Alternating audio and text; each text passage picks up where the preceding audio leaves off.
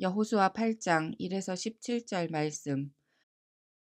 여호와께서 여호수아에게 이르시되 두려워하지 말라 놀라지 말라 군사를 다 거느리고 일어나 아이로 올라가라.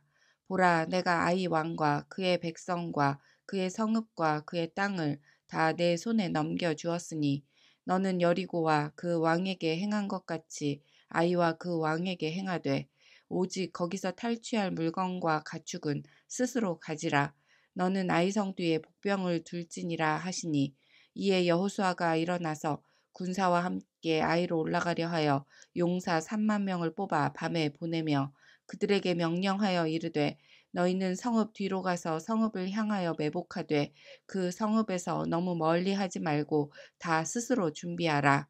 나와 나를 따르는 모든 백성은 다 성읍으로 가까이 가리니 그들이 처음과 같이 우리에게로 쳐 올라올 것이라. 그리할 때에 우리가 그들 앞에서 도망하면 그들이 나와서 우리를 추격하며 이르기를 그들이 처음과 같이 우리 앞에서 도망한다 하고 우리의 유인을 받아 그 성읍에서 멀리 떠날 것이라. 우리가 그들 앞에서 도망하거든 너희는 매복한 곳에서 일어나 그 성읍을 점령하라. 너희 하나님 여호와께서 그 성읍을 너희 손에 주시리라. 너희가 그 성읍을 취하거든 그것을 불살라 여호와의 말씀대로 행하라. 보라 내가 너희에게 명령하였느니라 하고 그들을 보내매 그들이 매복할 곳으로 가서 아이 서쪽 베델과 아이 사이에 매복하였고 여호수아는 그 밤에 백성 가운데에서 잤더라. 여호수아가 아침에 일찍이 일어나 백성을 점호하고 이스라엘 장로들과 더불어 백성에 앞서 아이로 올라가매 그와 함께 한 군사가 다 올라가서 그 성읍 앞에 가까이 이르러 아이 북쪽에 진친이 그와 아이 사이에는 한 골짜기가 있더라. 그가 약 5천 명을 택하여 성읍 서쪽 베델과 아이 사이에 매복시키니 이와 같이 성읍 북쪽에는 온 군대가 있고 성읍 서쪽에는 복병이 있었더라. 여호수아가 그 밤에 골짜기 가운데로 들어가니 아이 왕이 이를 보고 그 성읍 백성과 함께 일찍 일어나 급히 나가 아라바 앞에 이르러 정한 때에 이스라엘과 싸우려 하나 성읍 뒤에 복병이 있는 줄은 알지 못하였더라. 여호수아와 온 이스라엘이 그들 앞에서 거짓으로 패한 척하여 광야길로 도망하매 그 성읍에 있는 모든 백성이 그들을 추격하려고 모여 여호수아를 추격하며 유인함을 받아 아이 성읍을 멀리 떠나니 아이와 베델에 이스라엘을 따라가지 아니한 자가 하나도 없으며 성문을 열어놓고 이스라엘을 추격하였더라. 아멘. 이스라엘은 처절한 패배를 맛본 후 전열을 정비하여 다시 전투에 임합니다. 아간과 이스라엘의 불순종으로 인해 필패가 예상되었던 때와는 달리 여호수아에게 승리에 대한 하나님의 약속이 선포됩니다. 본문 1절 말씀입니다. 여호와께서 여호수아에게 이르시되 두려워하지 말라 놀라지 말라 군사를 다 거느리고 일어나 아이로 올라가라. 보라 내가 아이 왕과 그의 백성과 그의 성읍과 그의 땅을 다 내 손에 넘겨 주었으니 하나님께서 세우신 작전은 매복전입니다. 아이성 북쪽에 본진을 치고 복병들은 서쪽에 배치하여 승리에 도취된 아이성 군대를 유인하여 성이 빌 때 복병들은 기습으로 열린 성문으로 들어가 성을 장악하고 도망가는 척 유인하던 이스라엘 군대와 연합하여 당황한 아이성 군대와 왕을 진멸하는 작전입니다. 아이성 군대에게 반격을 당하여 패배했을 때 여호수아는 옷을 찢고 주님의 언약궤 앞에서 얼굴을 땅에 대고 엎드려 머리에 재를 뒤집어 쓴 채 저녁 때까지 슬퍼하였습니다. 패배에 대한 슬픔으로 하나님 앞에 엎드린 여호수아에게 하나님께서는 이스라엘 중에 도살인 죄를 지적하셨습니다.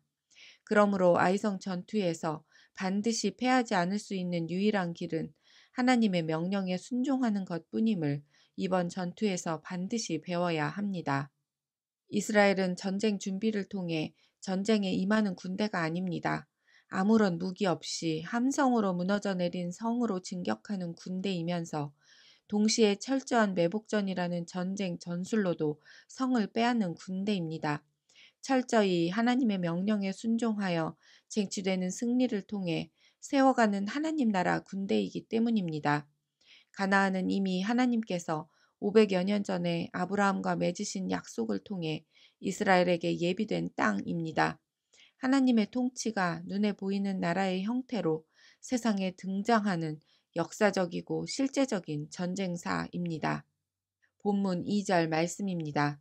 너는 여리고와 그 왕에게 행한 것 같이 아이와 그 왕에게 행하되 오직 거기서 탈취할 물건과 가축은 스스로 가지라. 너는 아이성 뒤에 복병을 둘지니라 하시니 이스라엘은 여리고성 전투 때와는 달리 아이성에서 탈취한 모든 것을 소유할 수 있게 하셨습니다. 죄는 언제나 우리를 조급하게 만듭니다. 우리의 헌신과 수고에 대해 조급함으로 하나님 뜻에 집중하지 못하게 합니다. 하늘의 별과 같이 바닷가의 모래와 같이 자손을 주시겠다는 약속을 받았던 믿음의 조상 아브라함 역시 조급함으로 이삭을 기다리지 못하고 여러 인간적인 방편을 시도하여 결국 가정에 혼란만을 가져왔습니다. 이스라엘에게 가나안 땅에서의 전쟁은 하나님의 때와 하나님의 방법에 순종하는 하나님의 백성으로 빚어져가는 과정을 담고 있습니다. 이미 승리한 전쟁임에도 실패와 고통이 있는 이유는 우리 안에 뼛속 깊이 도사리고 있는 죄의 문제를 깨닫게 하시기 위함입니다. 예수님께서는 십자가를 통해 우리에게 이미 승리를 주셨습니다. 죄와 죽음이 더 이상 우리를 겁박하지 못하도록 철저하게 승리하셨기 때문입니다. 그러나 예수님께서 어둠과 죄악이 가득한 이 땅에 계실 때 하나님의 아들께서 고난을 받으심으로 순종을 배우신 것을 기억해야 합니다. 우리는 필승의 싸움에 초대된 순종의 사람일 때 진정한 승리의 참맛을 경험하게 하셨음을 반드시 잊지 않기를 소망합니다. 주님, 아이성을 다시 공격하기 위해 이스라엘 군사들이 나뭇가지와 흙을 뒤집어 쓰고 매복한 채 깊은 밤을 보내며 어떤 생각을 했을까 상상해 봅니다. 하나님의 때를 기다린다는 것은 나의 때를 포기한다는 말임을 기억하겠습니다. 하나님의 아들이셨던 예수님께서도 하나님의 때와 하나님의 방법에 온전히 순종하시고자 고난의 길을 마다하지 않으셨다는 것을 잊지 않겠습니다. 우리에게 주어진 순종의 길은 온전한 기쁨으로 걷는 승리의 길임을 알게 하신 주님께 감사와 찬송을 올려드립니다. 죄와 죽음을 이기신 예수님의 이름으로 기도합니다. 아멘.